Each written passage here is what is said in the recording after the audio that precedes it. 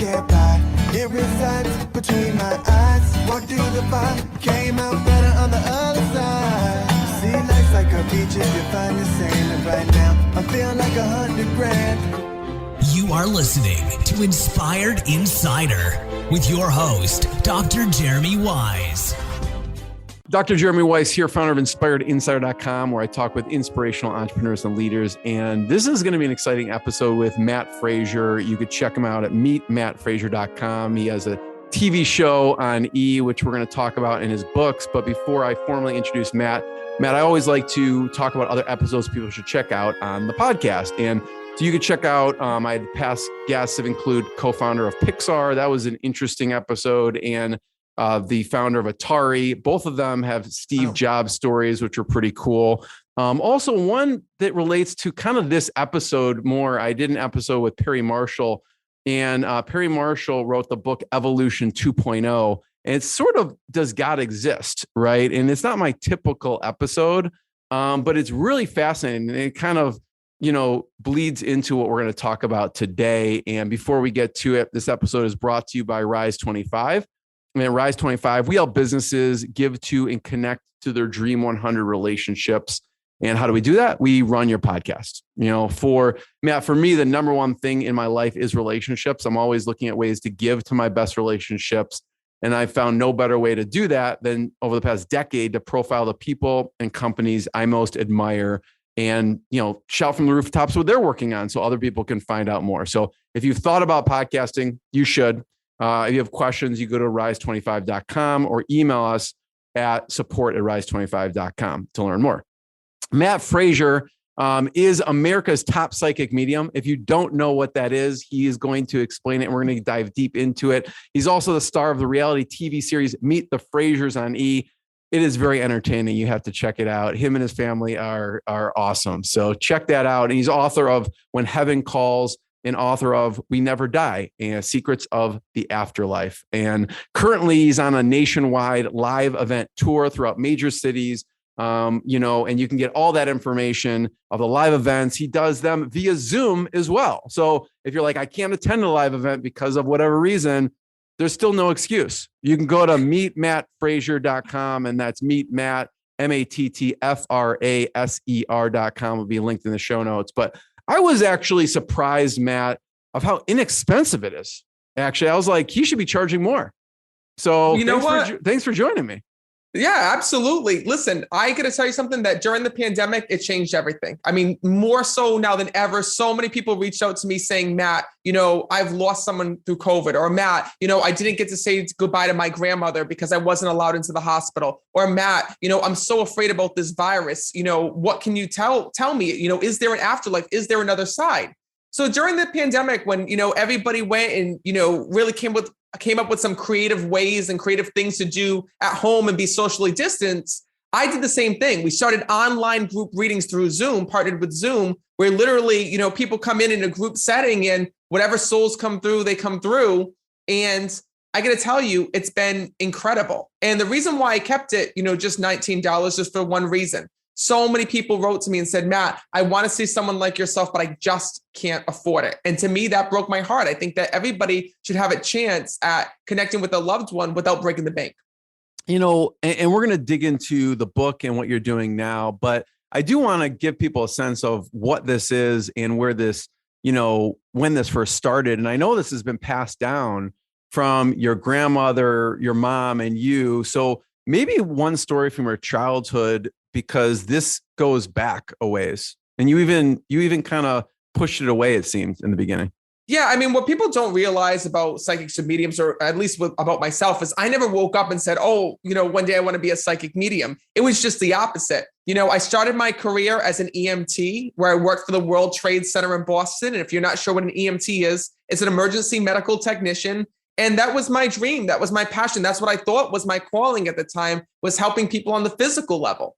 But I literally grew up like that boy from The Sixth Sense, seeing and hearing and feeling the departed.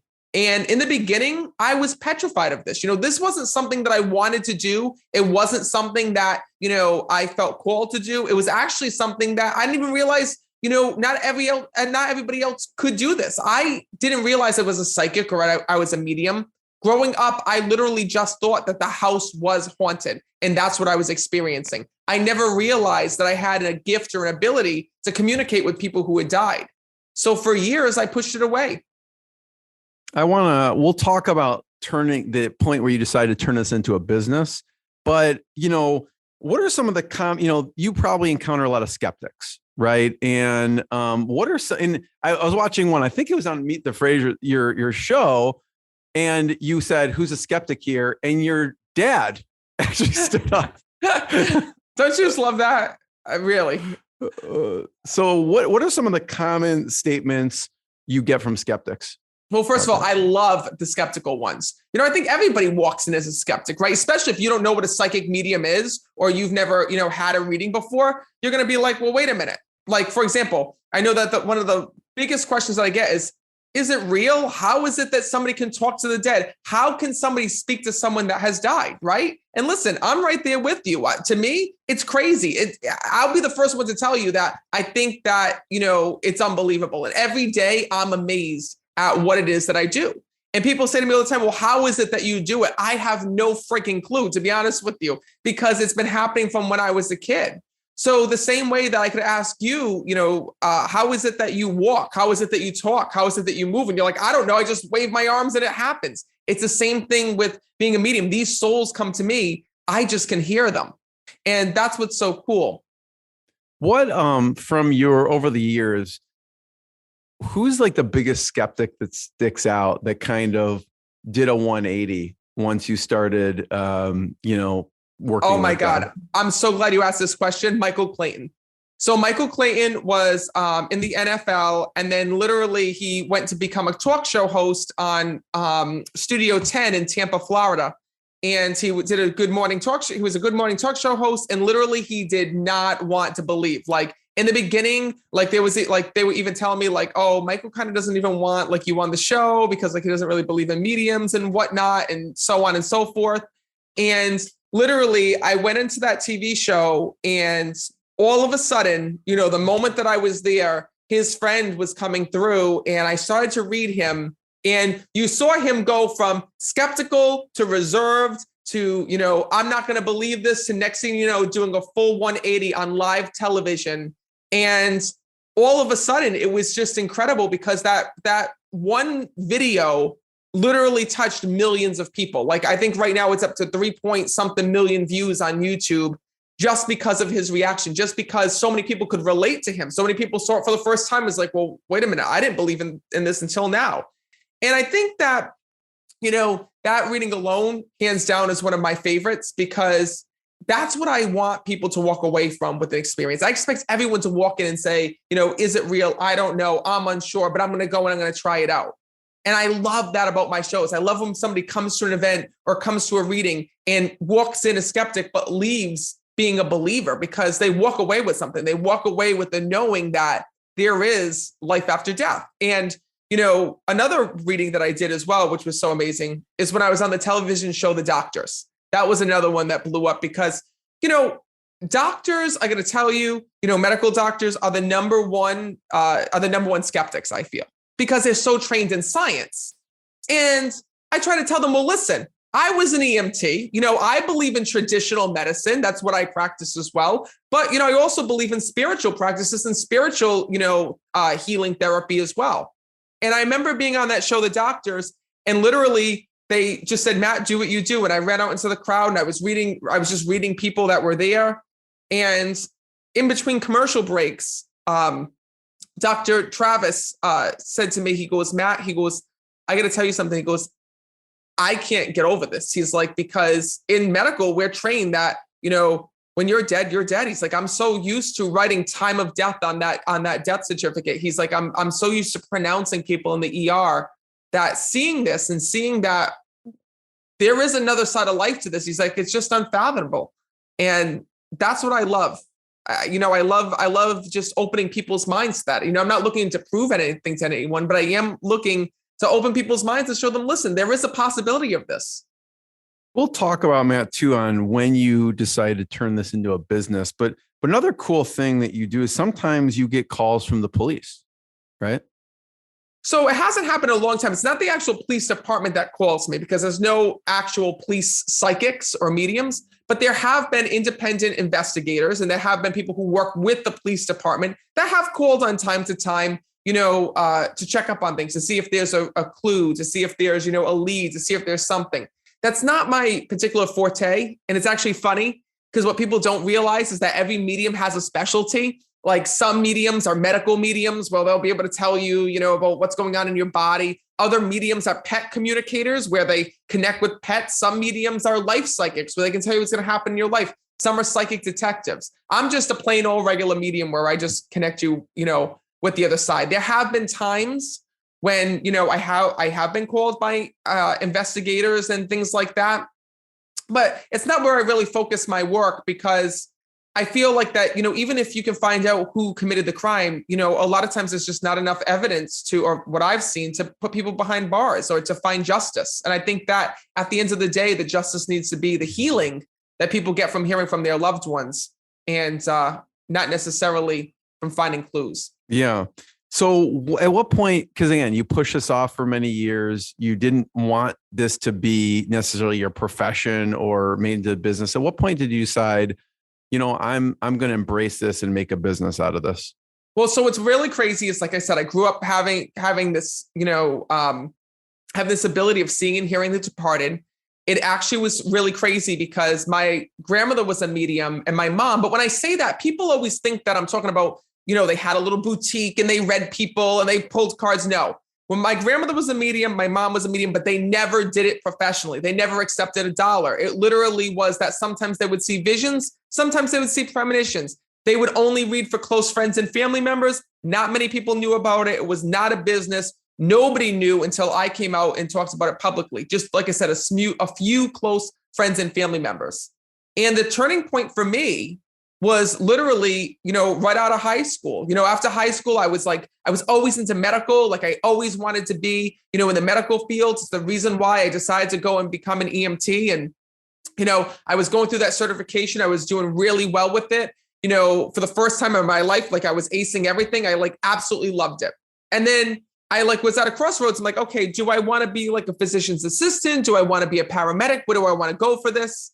And at the time, all of my friends were going to see psychics and mediums, and they were having really great experiences navigating their life. When they would come back and they would tell me, oh, I went to see this medium and they told me that, I'm going to marry this person. Oh, I went to see this medium and I was told I was going to have 3 kids. And this medium told me I'm going to get into this college and I didn't apply there, but I did. And then I got in, and they were having these just, profound experiences, especially with a woman out of Boston.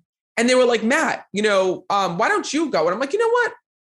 I really should, because I'm like, I don't know what to do with my life. I don't know what to do with, this EMT route, and I don't know whether to stay at my job, whether to work for an ambulance company. Like there was all these questions that I had.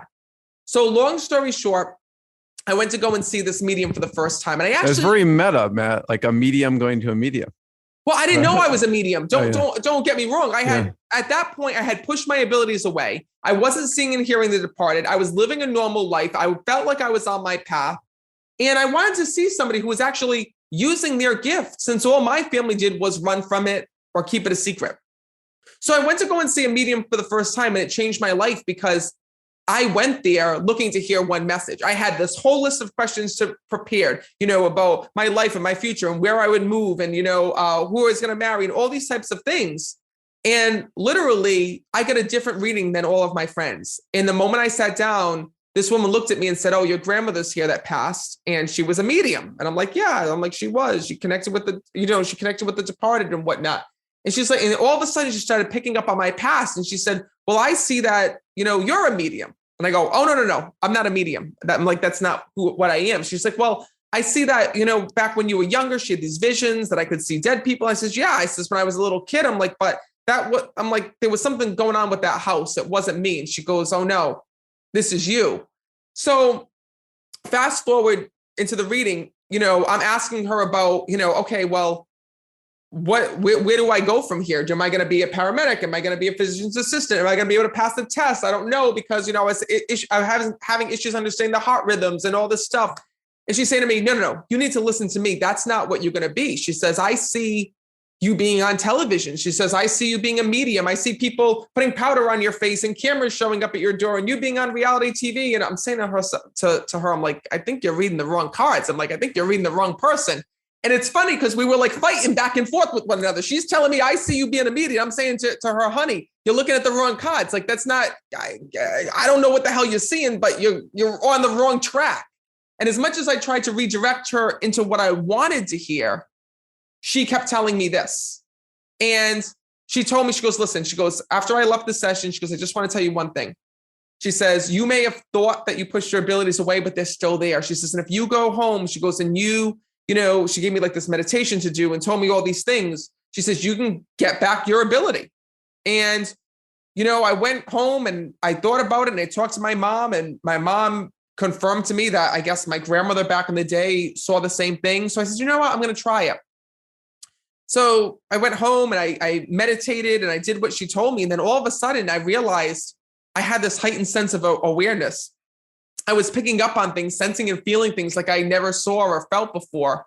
And all of a sudden, for the first time, I felt like I was in control of this ability that I had been pushing away. So from there, I didn't keep it a secret. I started telling friends and family members about it and reading for close friends and family members. And then all of a sudden, it started to turn into a business. You know, one of your books, Matt, is The Secrets to Unlocking Your Psychic Ability. And, you know, since we get a lot of business, you know, CEOs and business people listening, there is, you talk about this, is like there's intuition, whether it's you're hiring someone or firing someone or something in your business. Talk about what's in that book a little bit, because it sounds like for you, it took a little bit of practice to, you know, get your heightened sense. Like if you take Michael Jordan, like he could be a raw, amazing basketball player, but without the practice and the work ethic, you don't become great. And it sounds like similar in this case. Well, absolutely. And, you know, I have a lot of clients that are entrepreneurs and that are CEOs. And, you know, I really, you know, talk to them about just that, about trusting their intuition, trusting their own psychic voice, because that's the toughest part, is that here in this world, we have so much self-doubt. We have so many limiting thoughts, limiting self-beliefs, and we're so afraid to take that next risk. We're so afraid to take that next chance. We're so afraid of listening to ourselves. And, you know, our intuition works in a crazy way. Our intuition works like this. Everybody around you might be saying, that's not a good idea. That's going to fail. That's not going to work. You're never going to be able to do that. But your intuition is that one voice inside of you that will tell you that it will. And when you listen to it, you know, all of a sudden you have these breakthroughs that nobody else has. And that's what I want to teach everybody, is that, listen, it's about listening to that inner voice, because the souls on the other side tell me that the one thing that they regret most within life is not taking chances. They regret, you know, not having faith within their self, listening to the crowd instead of listening to that inner voice. And that's the one thing that I never do, is that, you know, I'll never listen to other people. I always listen, you know, to myself, because, you know, we're all being guided. We all are sensing and feeling things that, you know, maybe other people can't see, or it might sound crazy to them. But if we trust it, you know, we'll be led on the journey of a lifetime, just like Walt Disney, just like the woman who wrote the Harry Potter books, you know, where, for example, Harry Potter was one of those companies, that woman that was, that wrote Harry Potter in the beginning. They were taking it off of bookshelves. They were taking it off of stores. You know, it went against Catholic belief systems. People weren't supporting it. Mothers were being outraged, and look where it is today. Talk about some of the daily practices. I don't know if it's from that book or what you recommend. If someone does want to kind of heighten their sense of intuition in general, what do you recommend people do as a daily practice, or just a practice in general? One, ask yourself internal questions. When you're debating something, when you're whether it be a contract, whether it be a deal, whether it be, you know, a venture that you're going into, ask yourself questions. How is this going to benefit me in the future? Will it benefit me in the future? You know, is this something that I'm willing to invest in? Ask yourself the questions, because when you do that and you have internal conversations with yourself, you can gauge your feelings. Intuition is a feeling. And where most people are afraid to listen to their intuition is because it's not backed up by facts. You know, in today's world, everybody wants the facts. I'm going to give you an example from my life, right? Because this drives my team absolutely crazy. Is I'll say, like, okay, like I want to go, I just feel like I need to do a tour, and I need to go to, let's say Tampa, Florida, right? And then all of a sudden the numbers come out and they'll be like, well, wait a minute, Matt, you can't go to Tampa, Florida because it's not going to sell out. Well, how do you know that? Okay, well, look, you don't have enough. There's not enough fans in that area to support it on Facebook. There's not enough, people in that area watching your TV show. There's just not enough people there that believe in psychics and mediums. So you shouldn't go. And I'm like, well, no, I just have this feeling we need to go. And they're like, no, like blah, blah, blah, blah, blah, the facts.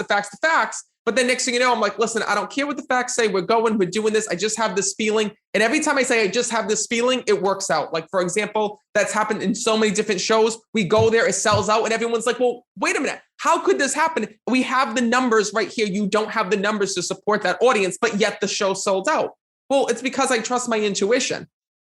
Yeah, they're looking at all the different data points. And sometimes the data doesn't tell the whole story, sounds like.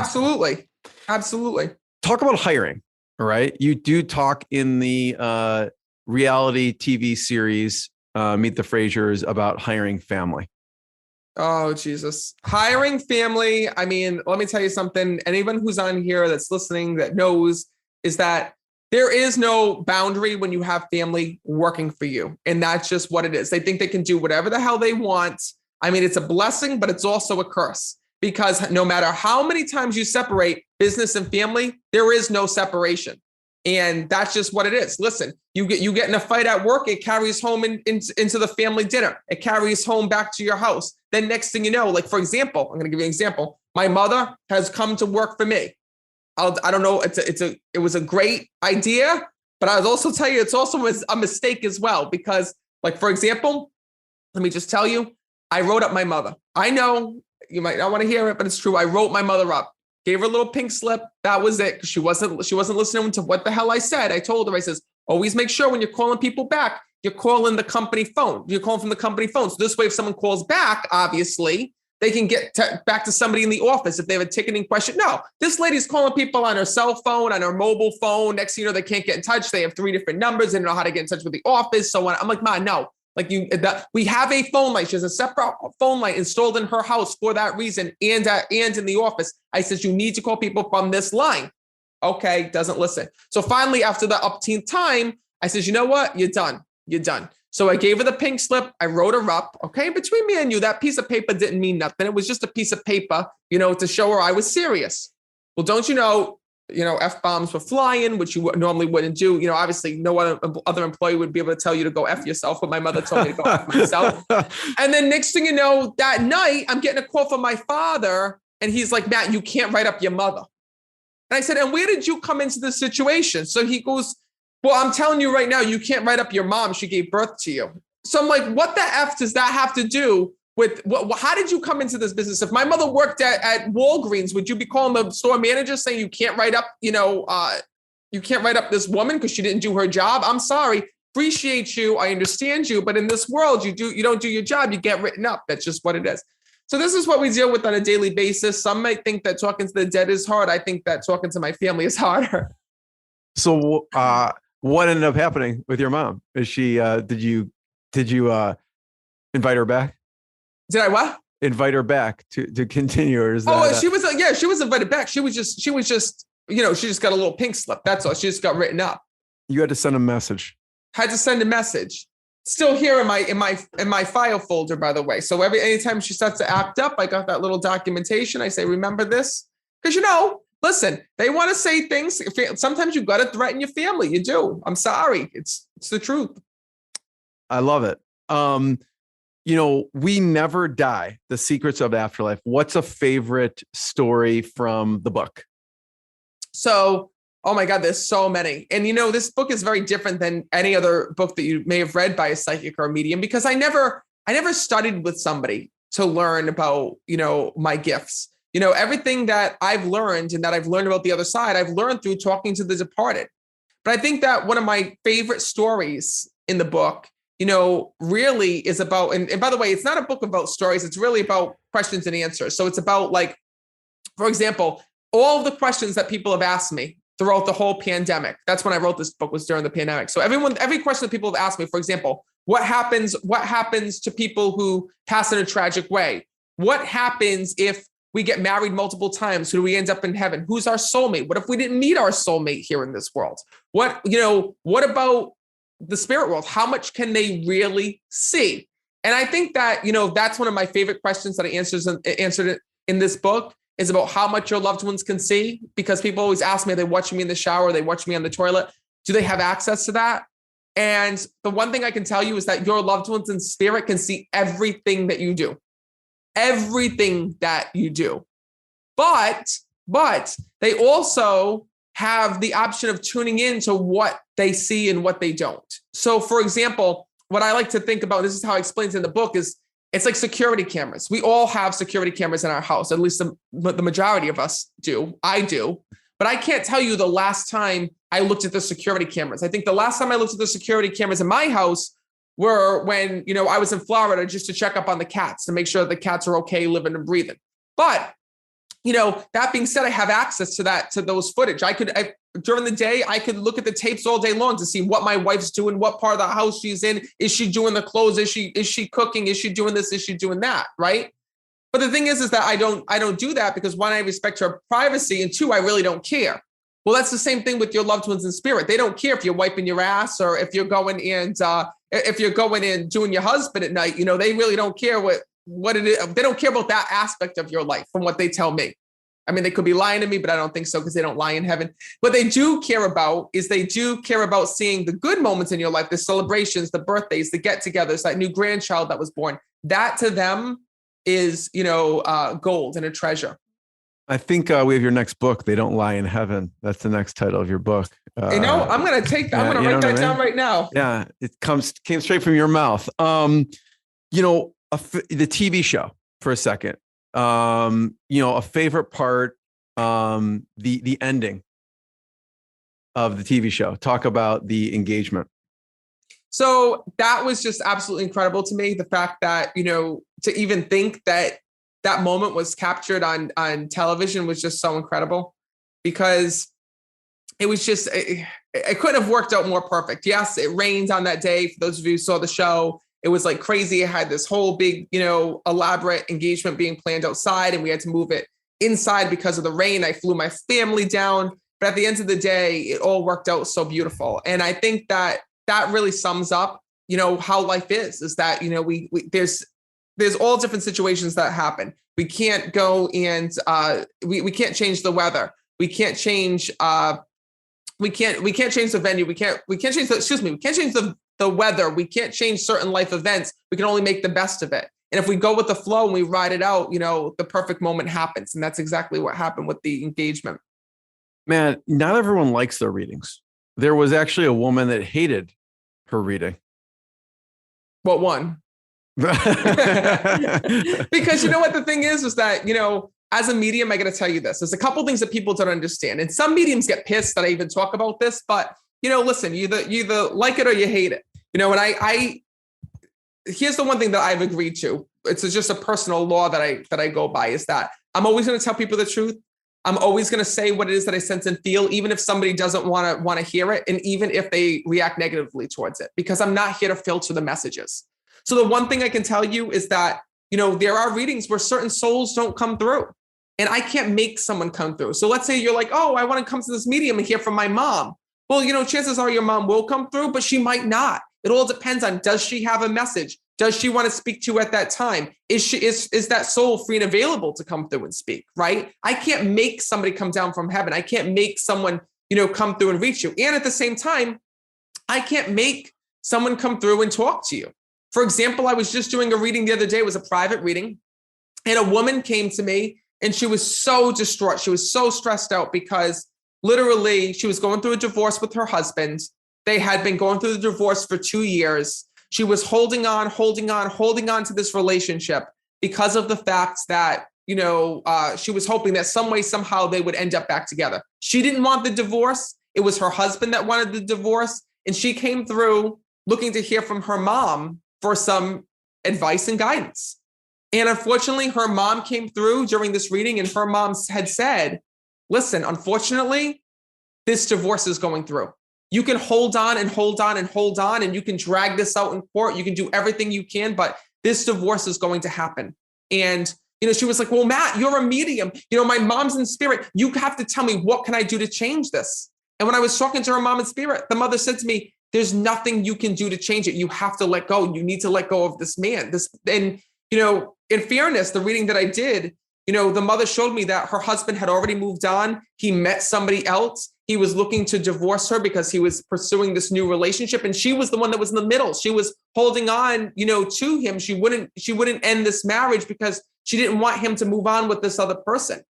So the mom's advice was to let him go, set him free, wrap up this divorce and live your life. And this woman did not want to hear it. She was pissed. She says, well, I went to all these other mediums and they told me that, to hang on and, he's going to come back. And I said, listen, I can't speak on what other mediums tell you. I can only tell you what your mom is telling me. And she's telling me that unfortunately he's not coming back and that this is what you need to do. And, it was crazy because this at first she was so upset and she was so mad. And she kept saying to me, this isn't what I want to hear. This isn't why I came to you. And I said, well, I can't tell you what you want to hear. That's not what it is, And it's funny because she asked the question to me, somebody doesn't want the reading or doesn't want to listen to the reading when they ask you the same question 10 different ways, right? So they ask you, okay, what is my mom saying about my husband? Well, unfortunately, he's moved on and, he's met somebody new. And okay, well, what does my mom say? Are we getting back together? No, unfortunately, there's not. Well, what if he leaves the woman? Will we get back together? Well, check 5 years into the future, check 10 years into the future. I'm like, listen, unfortunately, this is what your mom is saying. There's no way to change the situation. But as hard as that was as a message for her to hear, I know that this is what she needed to hear to be able to heal. She's stuck in that moment until she changed, moved on, and was able to set him free. Nice. Matt, I have one last question before I ask it. I want to point people to a couple areas of your website, but I want to give a shout out to Amal Wagner, who introduced us. And she said, Jeremy, when you talk to Matt, if you feel like at the end, or if he feels like at the end, ask him if he sees anyone. And I was like, I'm a little worried to ask that question, but sometimes you just have to embrace the things that make you uncomfortable and worry you. So that will be my last question. But I want to point people to meetmattfraser.com to check out more. Check out his book, We Never Die, Secrets of the Afterlife. He's also has the book When Heaven Calls. And then also I mentioned the psychic ability, but his latest and greatest one will say We Never Die. Check it out. Also, he does Zoom readings in group sessions. He also does live ones. So you can check everything out on his website. And of course, the TV show as well, Meet the Frasers. Where else? Are there any other places online or on your website, Matt, we should point people towards? Well, definitely YouTube, definitely the YouTube channel. So the TV show is more about my life, but on YouTube is where you can find all the readings that I've done. And, it's so amazing. People really go on and just binge watch them because, no reading is the same. Every reading is different. I mean, there's souls that have come through that, were murdered. There were souls that have passed of, suspicious passings. And I think that those are really the ones that people gravitate towards because we all have been in that situation where we lose someone tragically, and to hear, how one family can find hope can inspire us as well.